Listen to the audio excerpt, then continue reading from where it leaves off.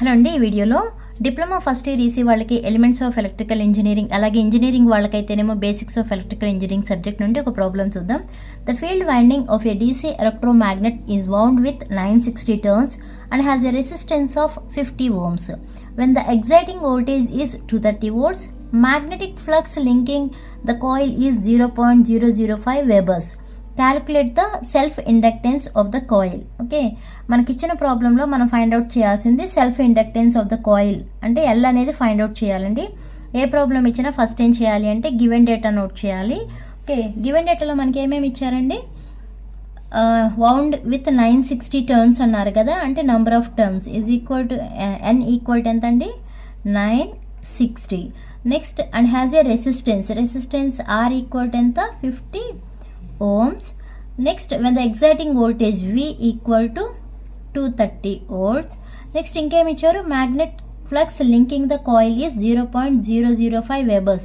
That is 5 equal to 0.005 webers.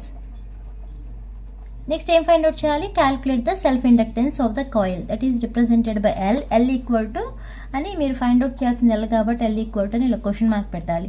Self inductance of the coil formula వచ్చి మనకి L equal to N5/I అండి formula.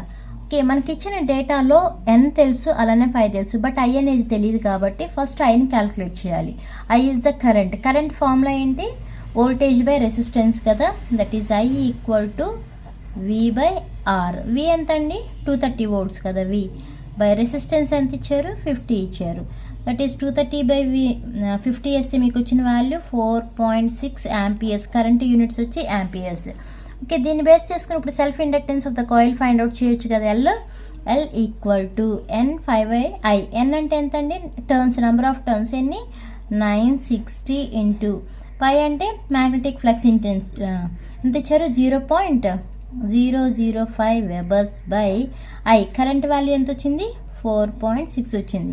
First ఈ 2 multiply చేయండి, తర్వాత వచ్చిన వాల్యూని 4/6తో డివైడ్ చేస్తే మీకు వచ్చిన value 1.043 Henry's. Okay, inductor units వచ్చి హెన్రీస్ కదా.